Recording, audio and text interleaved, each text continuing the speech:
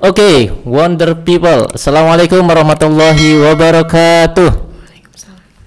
Masih bersama saya Zidni Azhar Hasbian di channel Wonder Home Library. Kali ini saya bersama dengan Mbak Dea, seorang entrepreneur muda atau pengusaha muda. Beliau seorang mahasiswa yang sudah memiliki usahanya namanya apa? Boleh di follow Kaktus Sekulenku _ ya mas, di Instagram. Kaktus Sekulenku. Oke, sebelumnya apa kabar Mbak Dia? Oke, halo Mas Sidney. Alhamdulillah kabarnya baik sampai sekarang. Alhamdulillah sehat terus ya. Di masa pandemi ini harus jaga kesehatan terus. Iya. Nah, ini saya pengen tanya-tanya ini terkait dengan usaha Mbak Dia. Sampai ya saya bilang seukuran mahasiswa itu sudah bisa memiliki usahanya sendiri, itu sebuah kesuksesan tersendiri lah ya. Nah itu kan usahanya itu kaktus ya, terkait dengan tanaman kaktus. Sebelumnya Mbak Dia jurusannya apa? Sebelum saya cerita ya, saya kasih basic information dulu. Nama saya Dea. Saya mahasiswa Universitas Ahmad Dahlan semester akhir, sedang menempuh skripsi. Doain semoga lulus ya Mas. Amin. Kita doakan bareng-bareng ya. Ambilnya program studinya pendidikan guru sekolah dasar. Gak nyambung ya, sekarang jualan tanaman. PGSD, saya kira ini jurusan pertanian gitu. Nah itu kok ada apa perbedaan antara jurusan dan usaha? Sebenarnya ceritanya bagaimana itu terkait dengan tanaman kaktus ini? Jadi emang aku dulu emang suka tanaman ya Mas, emang suka menanam gitu di rumah gitu. Terus pas mahasiswa ini dulu aku pengen PKM-nya tentang penghijauan gitu, karena ya senang aja gitu lihat yang hijau tuh kadang adem gitu, enak dipandang, seger ya di mata. Terus nggak kesampaian, akhirnya setidaknya aku bisa jualan tanaman ini cuman iseng-isengan padahal dulunya. Iseng-iseng aja, tapi setidaknya aku menjual agar dibeli orang gitu, maksudnya dibeli tapi itu juga bisa bermanfaat, iya gak? Buat apa?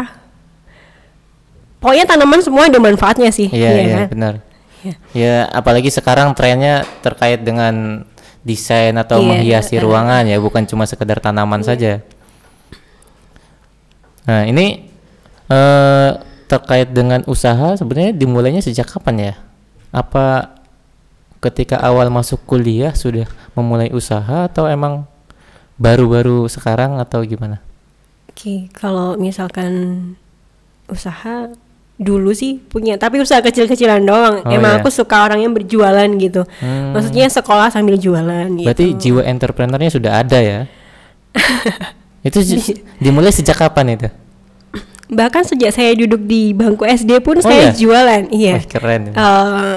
Yang pertama sih nggak mau gengsi ya kalau kita jualan ya.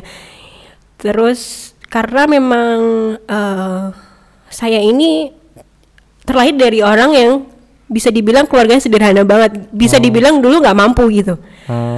Rumahnya pun cuman ya sebatas apa ya, bambu berdiri gitu, bukan tembok yang berdiri. Cuman disitulah satu tekad saya yang besar untuk terus berusaha gitu ya Mas. Dan mungkin yang membuat saya semangat itu karena saya memiliki kedua orang tua saya dan saya anak tunggal gitu. Yang pertama mungkin karena ibu saya sakit dari saya di TK, saya sekolah itu yang jadi motivasi teman kanak-kanak ya, sampai sekarang pun dia masih sakit tapi berobat jalan. Oh gitu. Nah ini ngomong-ngomong, apa sih jualan pertama itu waktu SD itu apa yang dijual? Apa yang dijual? Dulu masih aku gantungan kunci apa ya, tapi aku buat dengan tanganku sendiri gitu. Dari kain gitu, dijahit gitu, semacam kayak gitu. Benar-benar kreatif berarti ya. Iya. Hingga sampai sekarang ini malah berarti itu masa peralihannya sudah lama ya, sejak SD kemudian masa SMP juga. Sudah sering berjualan. Kemudian SMA. Hingga sekarang memiliki usaha tetap yang emang bisa dikatakan sukses lah ya, lumayan sukses ya. Memiliki toko sendiri katanya. Itu ternyata banyak pengalaman di balik kesuksesan seseorang. Jadi sebelum-sebelumnya sudah banyak pengalaman bergelut di bidang usaha hingga akhirnya ya boomingnya atau meledaknya di sekarang ini di Kaktus Sukulenku ya. Iya. Nah ini kalau khusus ke kaktus sendiri, mulai usaha di bidang kaktus atau tanaman ini kapan? Kaktus Sukulenku udah jalan hampir 1,5 tahun, 1,5 tahun ini ya Mas. Oh 1,5 tahun, berarti tahun berapa itu? 2019 awal. Iya. Januari Februari itu ya. Awal mulanya gimana, bisa diceritakan nggak? Iya. Jadi aku jualan kaktus nih ya. Awal mulanya sih aku lihat kok tanamannya menarik gitu. Nah, cuman cobalah aku bawa pulang, aku beli gitu. Terus aku cari itu di Instagram, kok menarik ya gitu.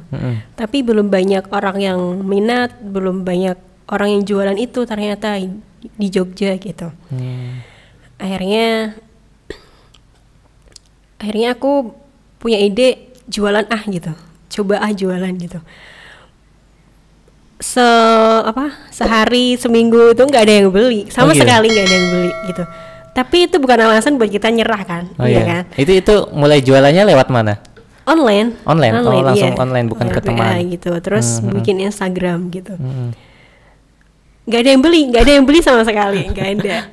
Tapi ya udah, namanya aku udah suka terus lebih kreatif lagi, berarti harus lebih kreatif lagi gitu biar menarik minat masyarakat ya kayak gitu.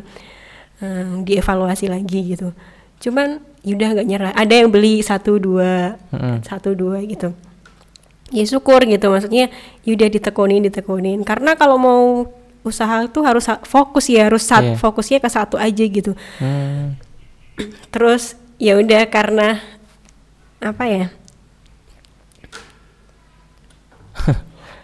kenapa nih? Tapi kesibukannya sebenarnya kan katanya harus fokus ya. Selain kuliah kan di satu sisi Mbak Dea juga kuliah juga ya. Iya. Pastinya.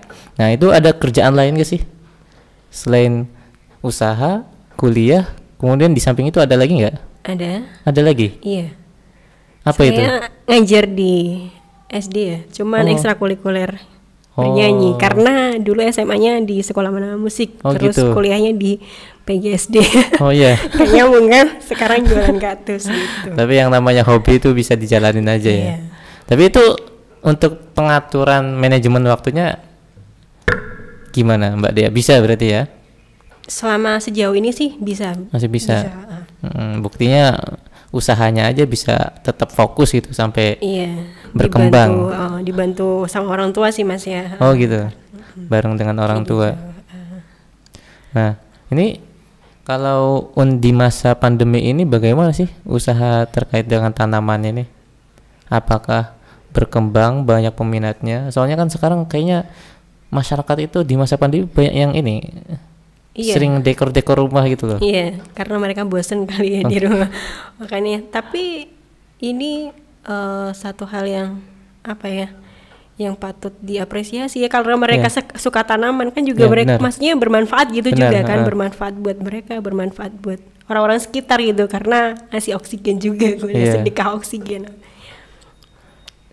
Ngelatih juga ya, ngelatih merawat, nggak cuma membeli kan, pasti ada tanggung jawabnya harus merawat.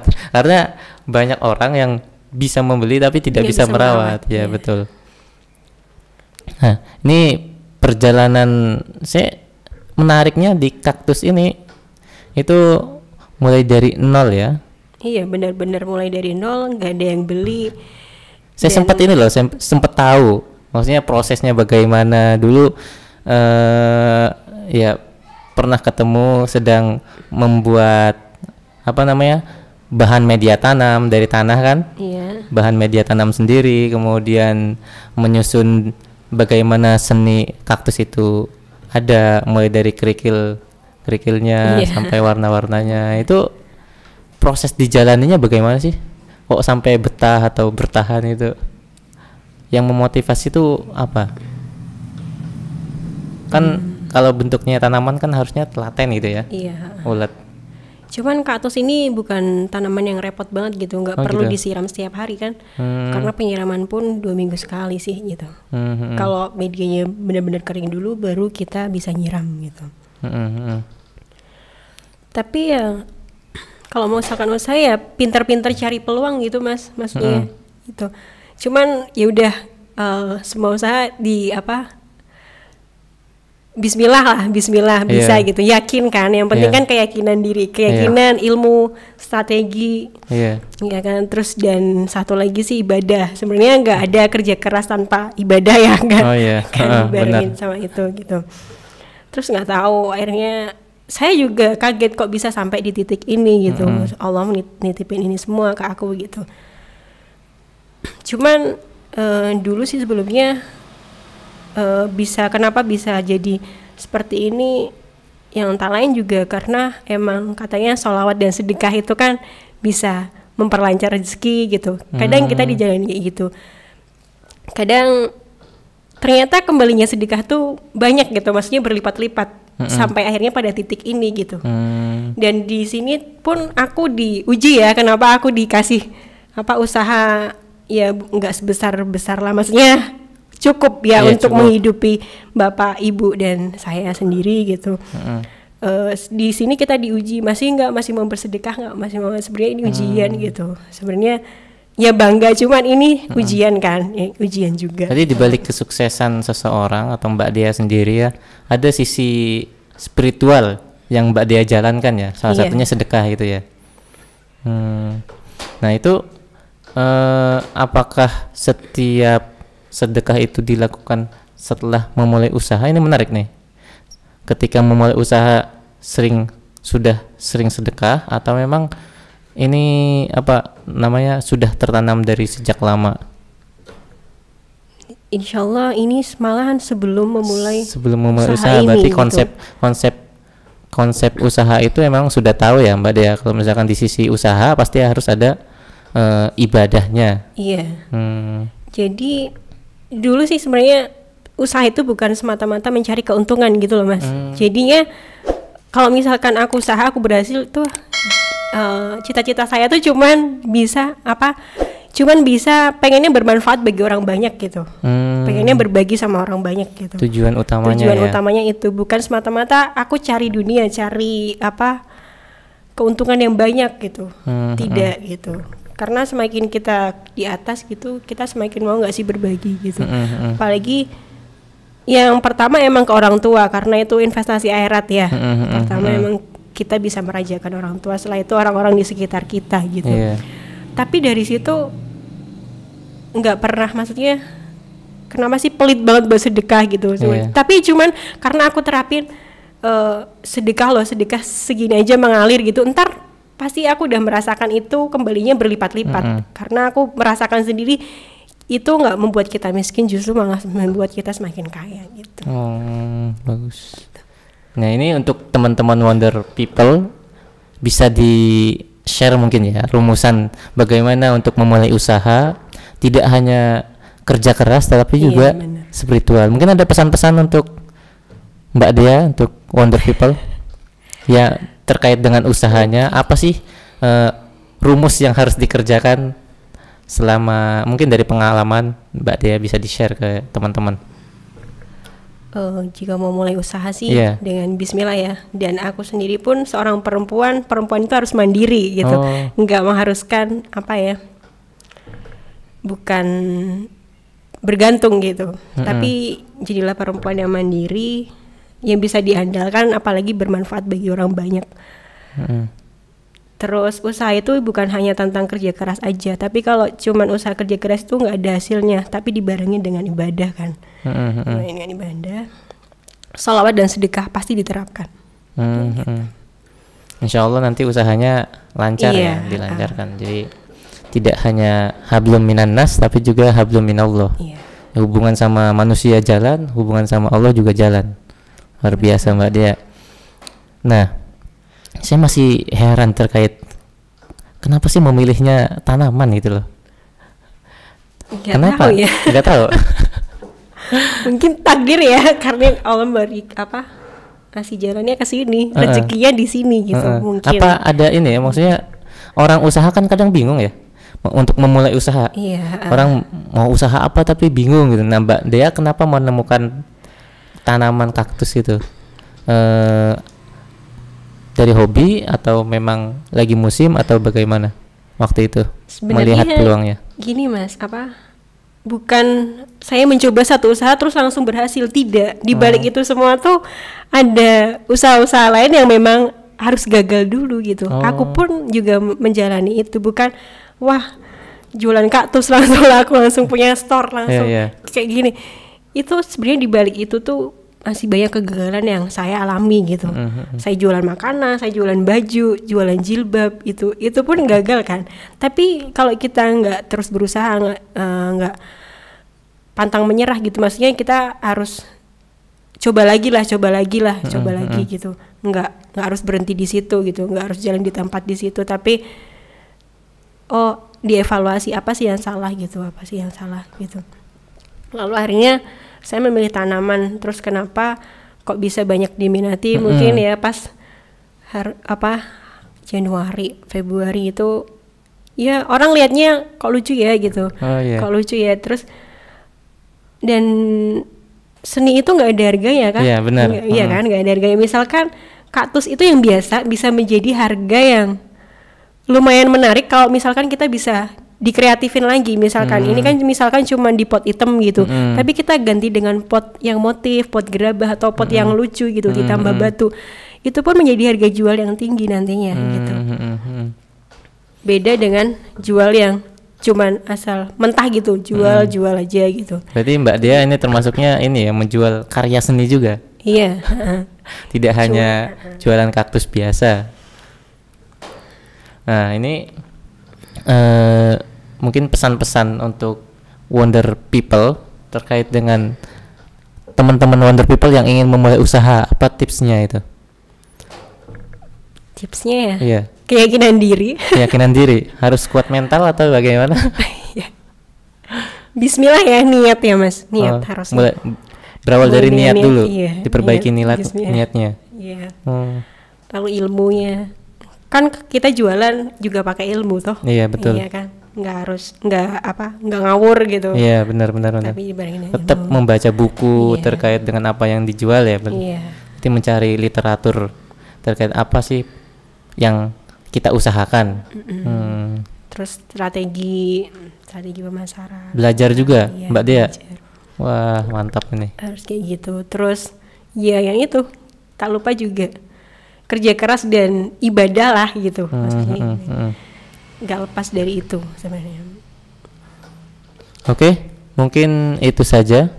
Jadi Wonder People sekalian, bisa kita tangkap semuanya ya dari pernyataan atau obrolan kita, dari pengalamannya Mbak Dea itu. Ternyata usaha itu tidak hanya langsung sukses, ternyata di balik kesuksesannya ini ada pengalaman, ya ada banyak kegagalan. Malah Mbak Dea menceritakan sudah berjualan sejak SD. Wah mantap ini, berarti lumayan panjang perjalanannya. Terus terkait dengan tips-tips suksesnya, tidak hanya usaha tapi juga tetap berhubungan baik dengan Allah Subhanahu Wa Taala. Di antaranya sedekah ya Mbak Dea, yang Mbak Dea yakinin. Mungkin untuk podcast kali ini kita cukupkan. Sampai ketemu lagi. Terima kasih atas pertemuannya Mbak Dea. Semoga sukses terus usahanya. Ibu masih sakit ya? Oh, untuk sekarang udah agak sehat sih, cuman obat jalan gitu. Oh ya, semoga semoga disembuhkan. Amin. Atau dijaga kesehatannya. Sampai di sini saja Wonder People. Sampai ketemu lagi di acara selanjutnya. Saya Zidni Azhar Hasbian. Saya Dehelda. Sampai jumpa di pertemuan selanjutnya. Halo, bye.